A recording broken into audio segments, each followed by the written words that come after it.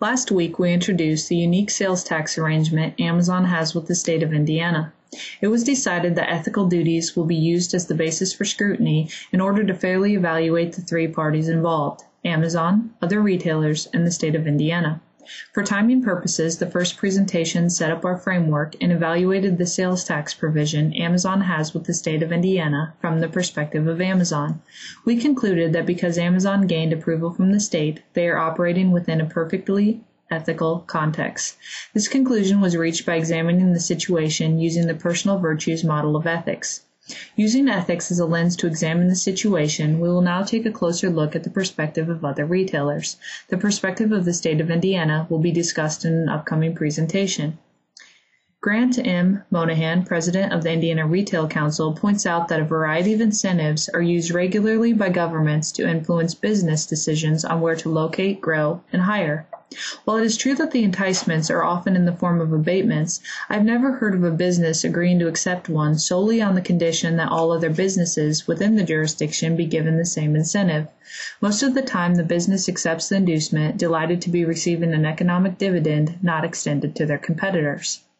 Let's take a look at a Wall Street Journal article that offers a more in-depth perspective of how other retailers view the sales tax provision Amazon has with the state of Indiana. In an article published in the Wall Street Journal on March 17, 2011, Miguel Bustillo and Stu Wu provide insight on the pressures other retailers are placing on Amazon in regards to taxes. These retailers, ranging in size and including large corporations such as Walmart Stores Inc. and Target Corp., are backing a coalition called the Alliance for Main Street Fairness. The group is largely associated with arguing that Internet merchants that are not legally required to collect sales taxes, such as Amazon, enjoy unfair advantages with shoppers. According to Raul Vazquez, Walmart's executive vice president of global e-commerce, quote, "The rules today don't allow brick-and-mortar retailers to compete evenly with online retailers, and that needs to be addressed," end quote. Retailers have begun targeting affiliates in order to pressure Amazon. Paul Messner, Amazon's vice president of public policy, said in a statement, quote, "Amazon contends store chains are pushing the laws to siphon away its valuable business partners. These new tax laws affecting affiliates are supported by the large national retailing chains that covet the affiliate advertising programs of their competitors," end quote.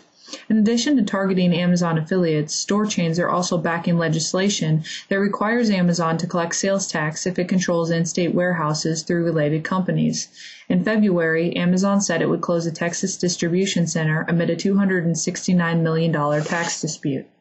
Though retailers are not pleased with Amazon's approach to sales tax, according to Kant's universal rules, one should never take any action that they would not be willing to see others in the same situation take.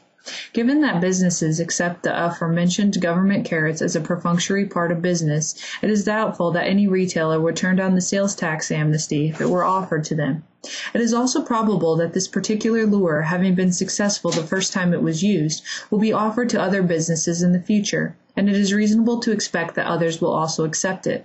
On that basis, Amazon is acting in a manner wholly consistent with the universal rules. This presentation used Kant's universal rules to evaluate the sales tax arrangement Amazon has with the state of Indiana from the perspective of other retailers. Because Amazon is merely taking advantage of a sales tax provision that other retailers would also accept if offered, the company is not breaking the universal rules. The final presentation will use ethical guidelines to evaluate Amazon's sales tax provision from the perspective of the state of Indiana.